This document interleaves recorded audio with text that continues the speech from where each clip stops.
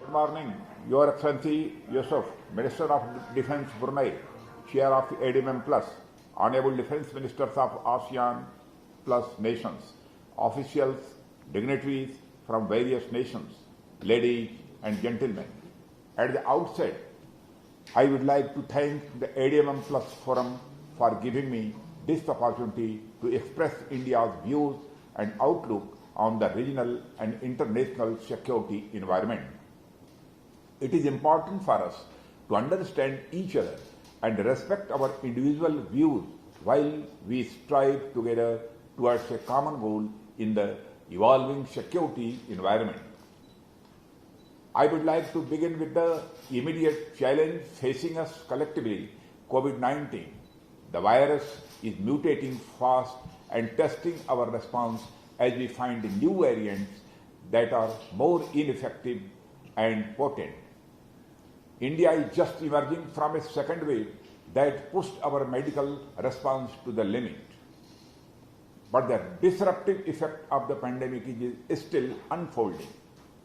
The test is therefore to make sure that the world economy moves on the path of recovery and to ensure that the recovery leaves no one behind.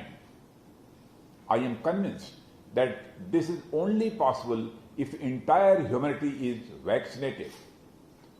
Globally available patent-free vaccines, unhindered supply chains, and a greater global medical capacity are some of the lines of effort that India has suggested for a combined effort.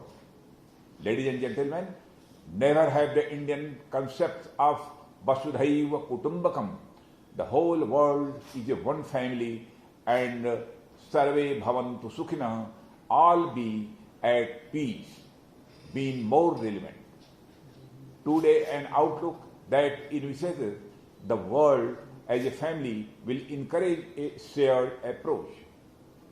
As we look at the present regional and international security environment, new challenges to international peace and security are emerging.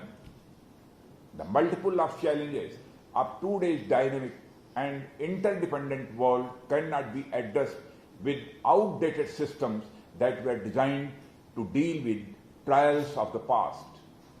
Ladies and gentlemen, India calls for a free, open, and inclusive order in the Indo-Pacific based upon respect for sovereignty and territorial integrity of nations, peaceful resolution of disputes through dialogue, and adherence to international rules and laws. India has strengthened its cooperative engagements in the Indo-Pacific based on converging visions and values for promotion of peace, stability, and prosperity in the region.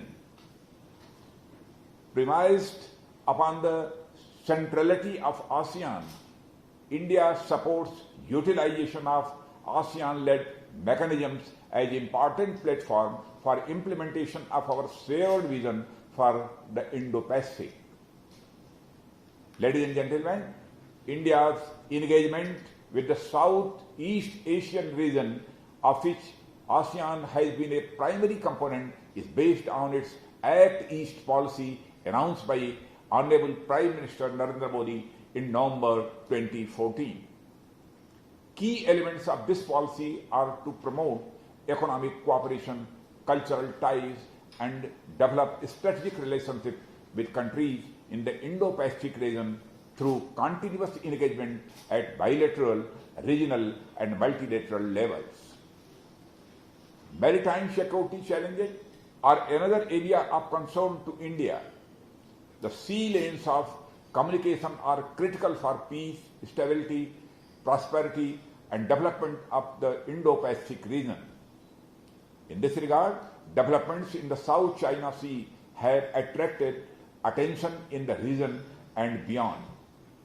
India supports freedom of navigation, overflight, and unimpeded commerce in the international waterways.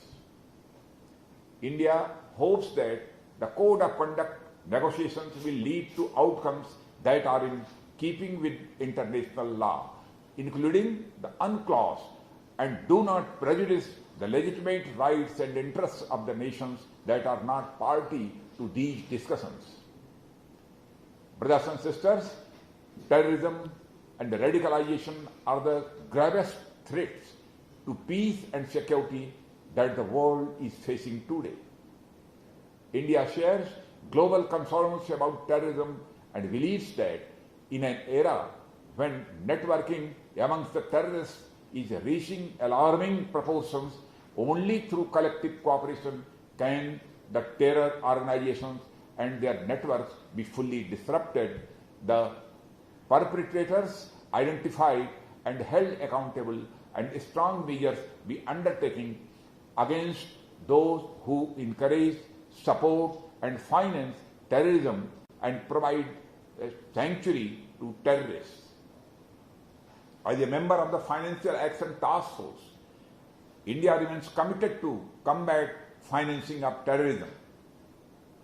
Cyber threats loom large as demonstrated by incidents of the ransomware and Vanacry attacks and cryptocurrency thefts and are a cause of concern.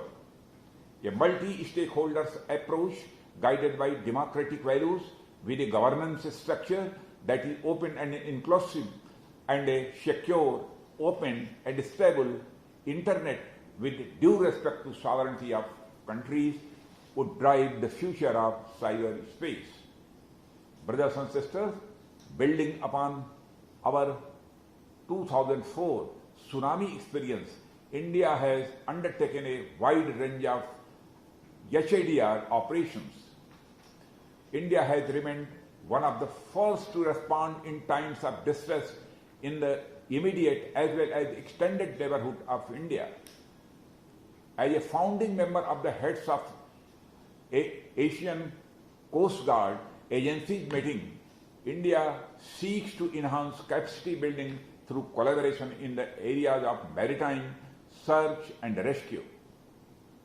India shares a deep connect with ASEAN and has continued its active engagement in many areas contributing to regional peace and stability, particularly through ASEAN-led mechanisms such as East Asia Summit, ASEAN Regional Forum and ADMM Plus. The India-ASEAN strategic partnership has been strengthened by virtue of flourishing cultural and civilizational links and enhanced people-to-people cooperation. India continues to attach importance to ASEAN's centrality and unity in ensuring peace and stability in the region.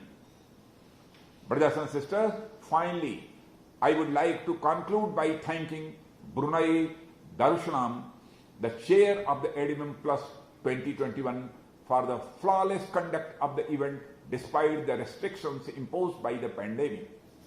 I also thank all of you for a patient hearing. Thank you very much. Jai Hind.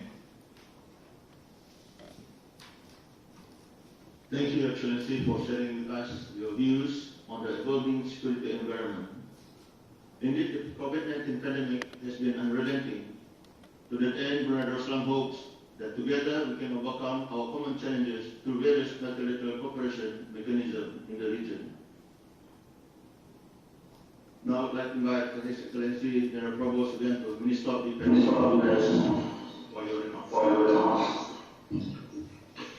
Thank you very much, Mr. Chairman.